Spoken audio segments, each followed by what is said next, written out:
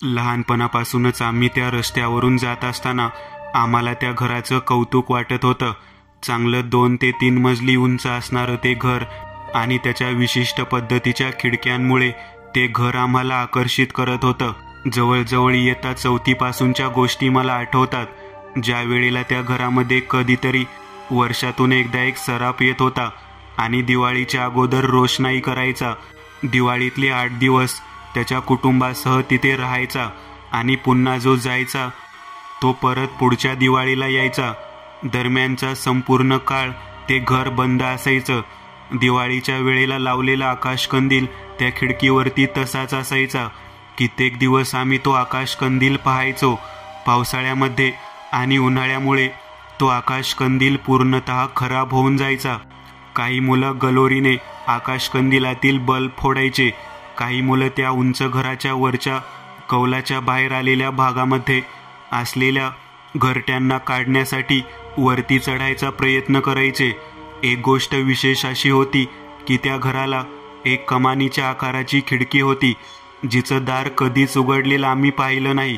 अगदी उंच भागामध्ये 3ऱ्या मजल्यावरती असणारी ती खिडकी वरच्या बाजूने अर्धवर्तुळाकारामध्ये कमानीसारखे होते. मला त्या गोष्टीचं कुतूहल वाटायचं. इतके दिवस आपण या घराला पाहतो, परंतु ती खिडकी आपण कधीच उघडलेली पाहिली नाही. काय वैशिष्ट्य असेल त्या वरच्या 3ऱ्या मजल्यावरच्या खिडकीमध्ये, याचा विचार नेहमी मनामध्ये यायचा.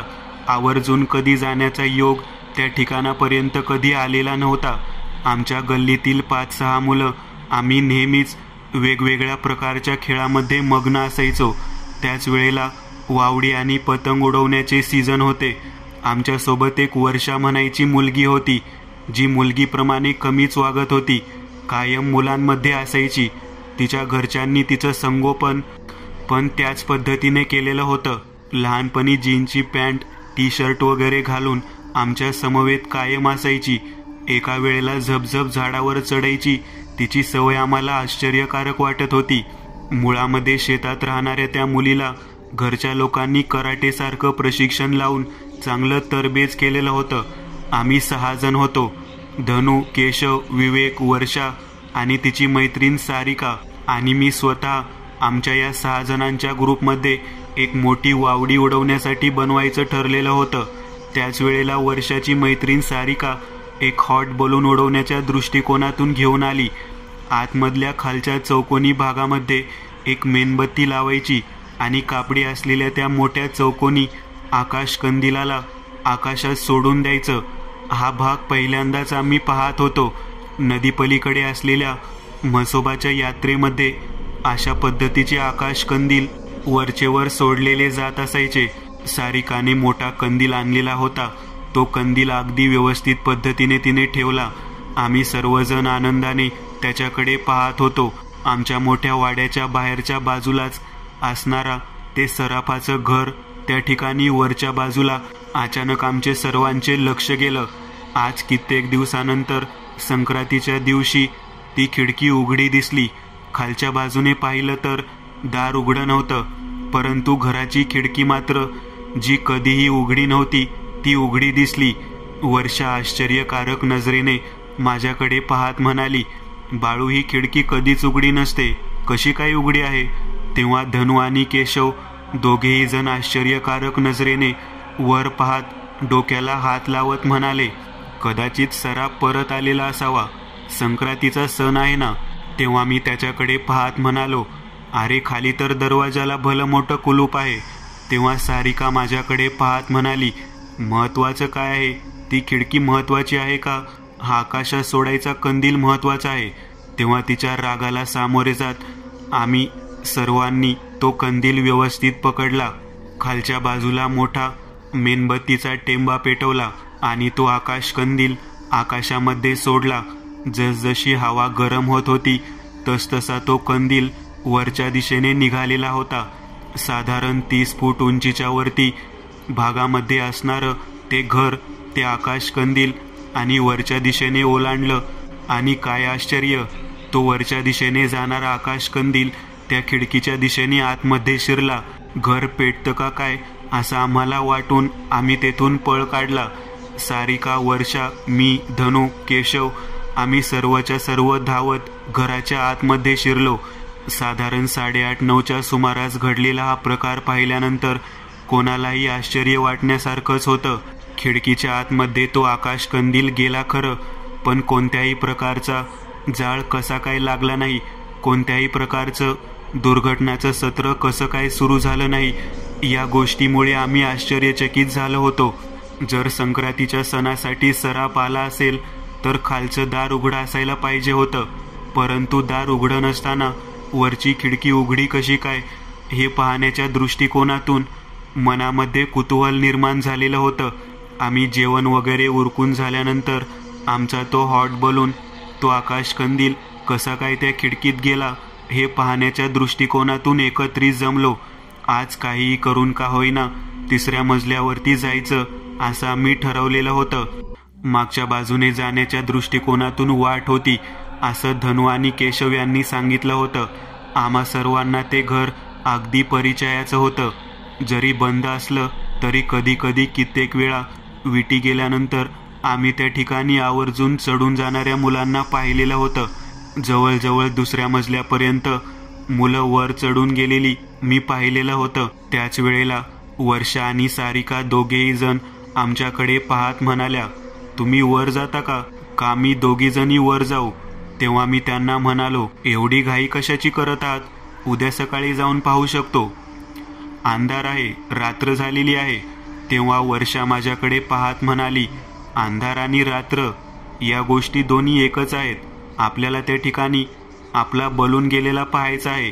तो आकाशकंदील नेमकं त्या खिडकीच्या आतमध्ये अडकला असेल तर तो बाहेर काढून तेथूनच आपण वरच्या दिशेने सोडून देऊ. तेव्हा मी तिच्याकडे पाहत म्हणालो, तुला एवढं सोपं वाटतं का?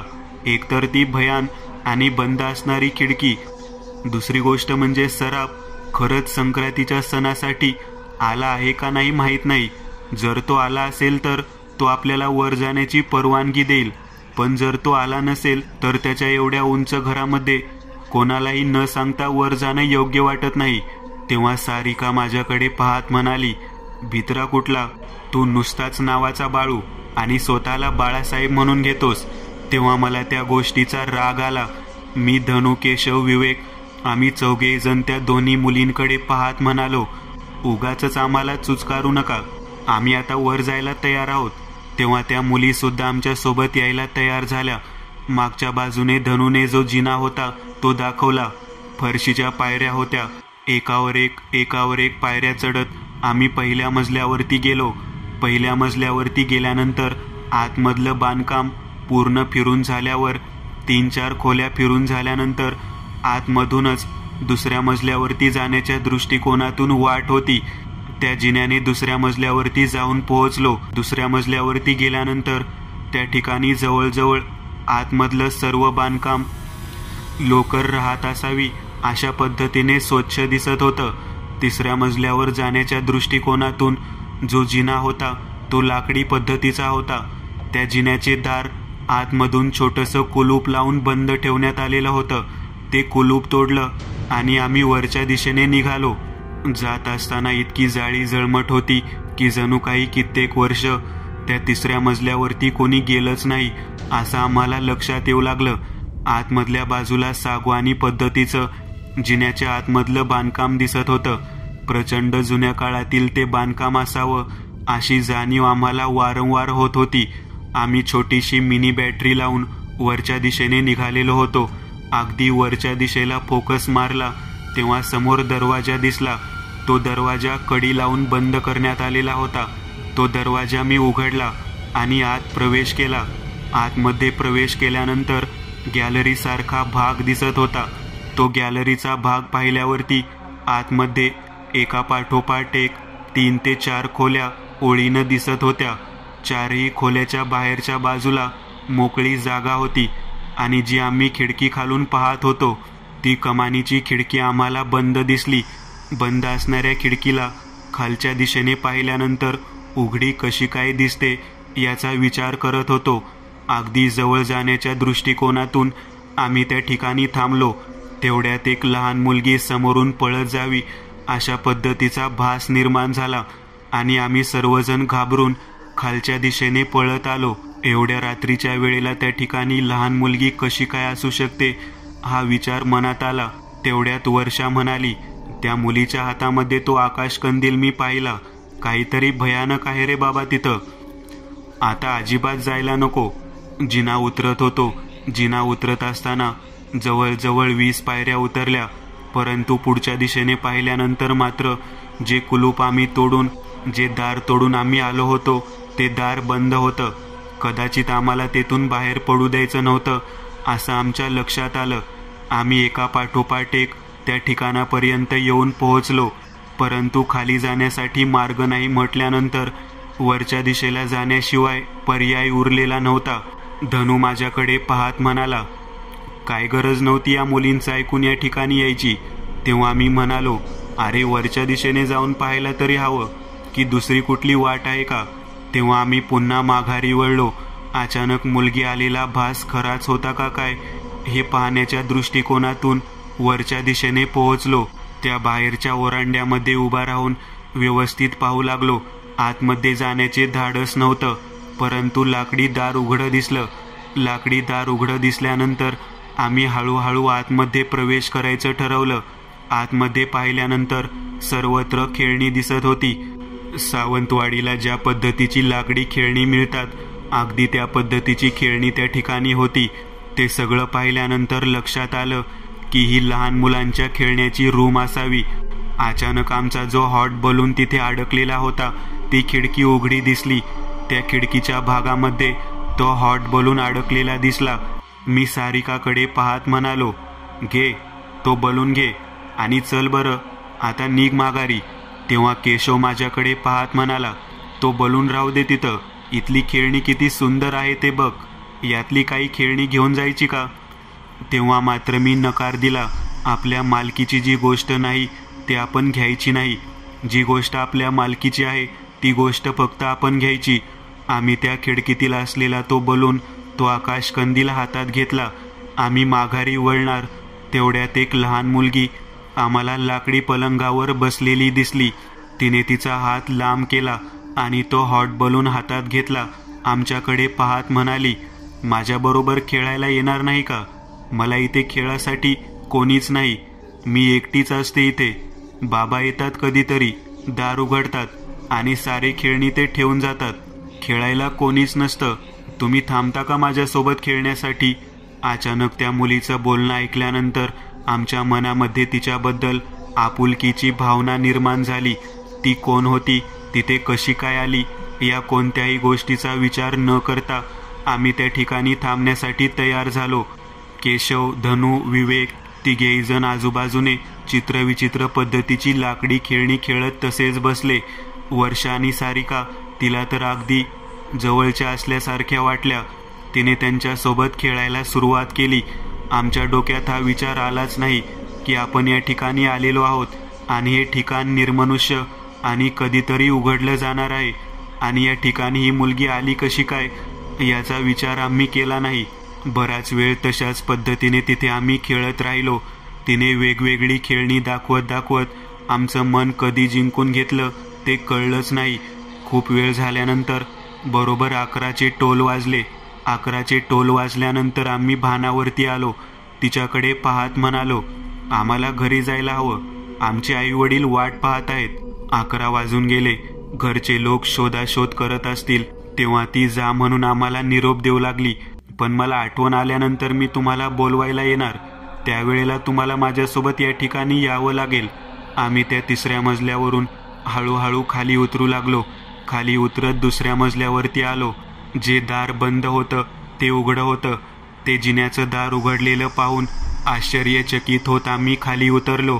नंतर मागच्या दिशेने जिथून आलो होतो त्या दिशेने उतरत आम्ही सर्वजण आमच्या कमानीच्या वाड्याच्या आतमध्ये गेलो. वर पुन्हा एकदा माझं लक्ष गेलं तेव्हा खिडकी उघडी होती. मी, वर्षा आणि सारिका या दोघींकडे पाहत म्हणालो, खिडकी उघडीच आहे बघ. तेव्हा त्या दोघी जणी हसत म्हणाल्या, अरे उघडीच असणार, ती दिदी राहते ना तिथे छोटीशी, मग दरवाजा कसा लावून घेईल बरं ती. घरी गेलो. घरी गेल्यानंतर साधारण 2-2:30च्या सुमारास घराच्या बाहेरच्या बाजूला कोणीतरी हसत आहे असा आवाज ऐकू येऊ लागला. आम्ही सर्वजण एकत्रित एका मोठ्या वाड्यामध्ये राहत होतो. अचानक तसा आवाज आल्यानंतर एका पाठोपाठ एक आम्ही सर्वजण उठलो. बाहेर पाहण्याचं धाडस नव्हतं, परंतु विवेक माझ्याकडे पाहत म्हणाला, हा आवाज ओळखीचा वाटतो. कोणाचा आवाज असावा? इतक्यात धनु आणि केशव दोघेजण माझ्याकडे पाहत म्हणाले, हा आवाज तर त्या सराफाच्या घरातील दिदीचा आहे. मग मी मात्र आश्चर्यचकित झालो. मी बाजूला झोपलेल्या आजीला जाग करत म्हणालो, आजी, माई आजी, उठ ना, उठ, कोणीतरी बाहेर आलं आहे. तेव्हा ती जागी झाली, आमच्याकडे पाहत म्हणाली, पोरांनो, मध्यरात्र होऊन गेली आहे आणि या वेळेला कोण येणार? आम्हाला त्या मुलीचा आवाज येत होता. ती आम्हाला बाहेर बोलवत होती. आजीकडे पाहत मी म्हणालो, आजी, ती सराफाच्या घरातील लहान मुलगी दिदी आहे. ती आम्हाला बाहेर बोलवत आहे. आम्ही काही वेळापूर्वी तिच्याशी खेळून आलेलो आहोत. तेव्हा आजीने मला छातीशी कवटाळून धरलं आणि माझ्याकडे पाहत म्हणाली, तुला डोक्याचा भाग वगैरे आहे का? सराफाच्या घरामध्ये कोणीच राहिला नाही आणि काही काय बडबडतोयस? तेव्हा मी आजीकडे पाहत म्हणालो, अगं खिडकी बघ ना, तू जरा डोकावून पहा. आपल्या खिडकीतून 3ऱ्या मजल्यावरची खिडकी दिसते. त्या खिडकीतच असते ती मुलगी. आम्ही संक्रांतीचा तो हॉट बलून आकाशात उडवलेला होता, परंतु अचानक ते खिडकीमध्ये अडकला. ते पाहून आणायसाठी गेलो तेव्हा ती मुलगी त्या ठिकाणी होती. आम्ही प्रत्यक्ष पाहिले आहे. तेव्हा आजी मात्र सगळ्यांकडे पाहत म्हणाली, लेकरांनो, चुकीच्या ठिकाणी कशाला गेलात? ती जागा मुळात बाधित आहे. सराफाची मुलगी जाऊन 30 वर्ष झाली. 30 वर्षांपूर्वी त्या मुलीचा जीव तिथे गेलेला आहे. काय काय बोलत आहेस आजी तू? तुला कळतं का? अगं, काल संध्याकाळी आम्ही त्या ठिकाणी गेलो होतो. काही वेळापूर्वी तिला भेटून आलेलो आहोत आणि तू म्हणत आहेस की तिचा जीव गेला आहे. तेव्हा ती म्हणाली, अरे लेकरांनो, मी तेच सांगण्याचा प्रयत्न करत आहे. ती खिडकी म्हणजे साधीसुधी खिडकी नाही. कित्येक वर्ष जुनी असलेली ती खिडकी आहे. मी अगदी तुझ्या वडिलांच्या जन्माच्या अगोदरपासून त्या घराकडे पाहते. ते घर, ते ठिकाण आणि ती खिडकी जशीच्या तशीच आहे. सराफ येतो त्याच्या नातवंडांना त्या ठिकाणी वर्षातून एकदा दिवाळीसाठी का होईना आवर्जून घेऊन येतो. तो मुळात दिवाळीसाठी घेऊन येतच नाही. तो दिवाळीच्या दरम्यान त्या मुलीला 8 दिवस खेळण्याच्या दृष्टिकोनातून लहान लहान मुलांना आवर्जून घेऊन येतो. पहिल्या 2 मजल्यावरती राहण्याची सोय होते आणि रात्रीतून 5 ते 6 मुलांना त्या खोलीमध्ये तो पाठवतो. ज्या वेळेला खिडकी कायमस्वरूपी बंद दिसत असते त्यावेळेला ती मुलगी तिथं नसते. जेव्हा खिडकी उघडलेली असते तेव्हा ती मुलगी तिथे असते. तुला माहीत नाही, जो व्यक्ती त्या मुलीला भेटायला जातो त्या व्यक्तीला ती आवर्जून बोलावून घेते. तेव्हा आम्ही आजीकडे पाहत म्हणालो, अगं आजी, बाहेर तिचाच आवाज येत आहे. तिनेच आम्हाला बोलावलेलं आहे. तुला काय वाटतं, आम्हाला काही ऐकू येत नाही? तेव्हा आजी म्हणाली, अरे तो भास आहे, तसं काहीही नाही. तेव्हा आम्ही आजीकडे पाहत म्हणालो, नाही नाही आजी, तो भास वगैरे नाही. आमच्या कानावरती त्या मुलीचा आवाज येत आहे. ती दिदी आम्हाला बोलावत आहे. आम्हाला तिकडे जायला हवं. तिने आम्हाला भातुकलीच्या खेळामधल्या अनेक गोष्टी शिकवल्या. एवढेच काय, वेगवेगळ्या प्रकारचे साहित्य बनवून खाऊसुद्धा घातलं. हे सगळं काही ऐकल्यानंतर आजीने डोक्याला हात लावला.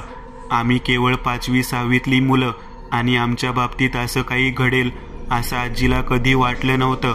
परंतु केवळ त्या खिडकीकडे पाहिल्यामुळे त्या गोष्टींना आम्हाला आकर्षित केलं होतं आणि आम्ही नाईलाजाने त्या विचित्र असणाऱ्या 3ऱ्या मजल्यावरच्या खिडकीकडे अडकून बसलेलो होतो. यातून बाहेर पडायचं तरी कसं, हा एक मोठा प्रश्न आमच्या आजीसमोर पडलेला होता. आजी आमच्याकडे पाहत म्हणाली, लेकरांनो, ती तुम्हाला बाहेर बोलावत आहे ना, तुम्ही एकदा स्वतःहून पहा. बाहेर कोणीच नाही. आजी देवघराजवळ गेली. देवघरातील भस्म डोक्याला लावला आणि आम्हाला बाहेर पाहायला सांगितलं. आम्ही बाहेर पाहिलं तर कोणीच दिसत नव्हतं. पण काही वेळापूर्वी जो आवाज येत होता तो आवाज बंद झालेला होता.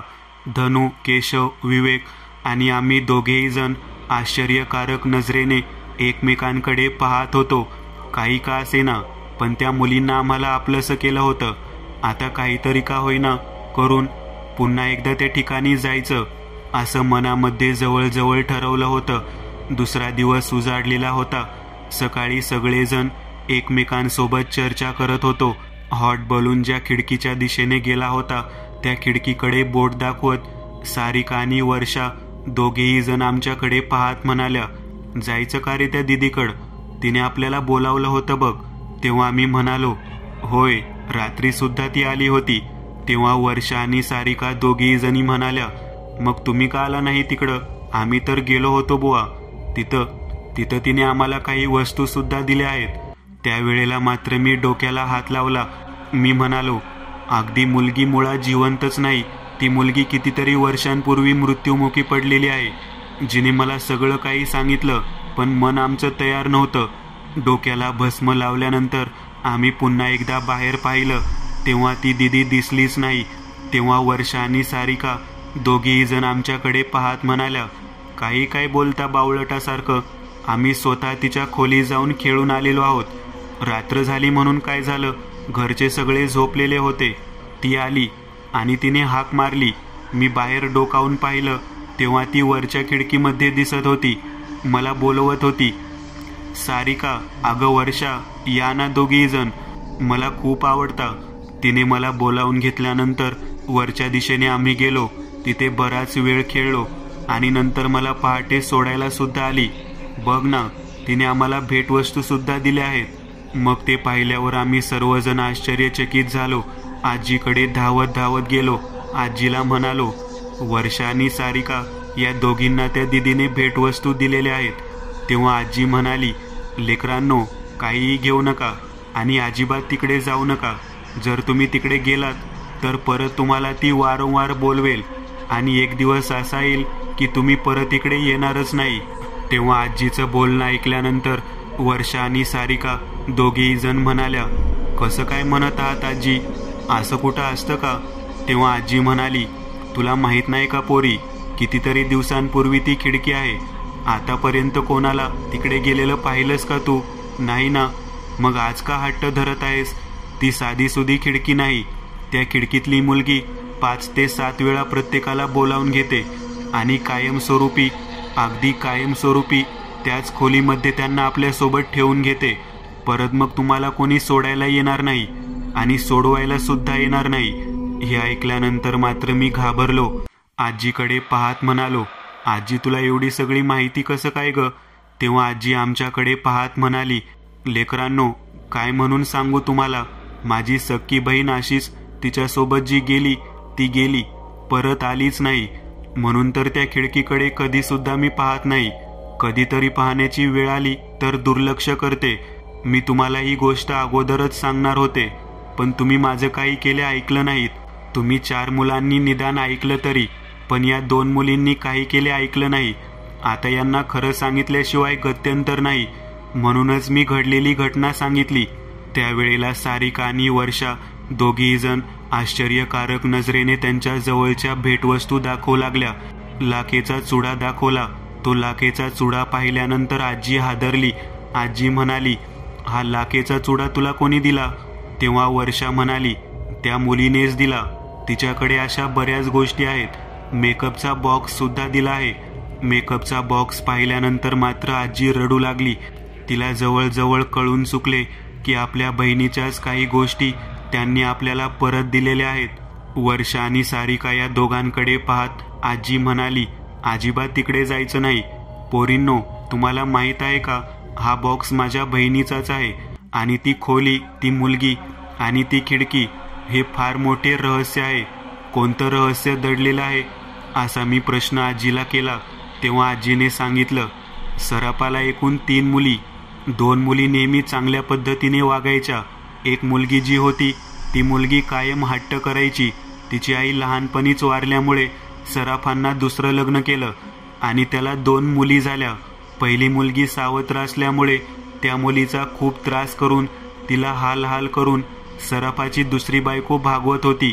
यातच 3ऱ्या मजल्यावरती तिच्या राहण्याची सोय करण्यात आली होती.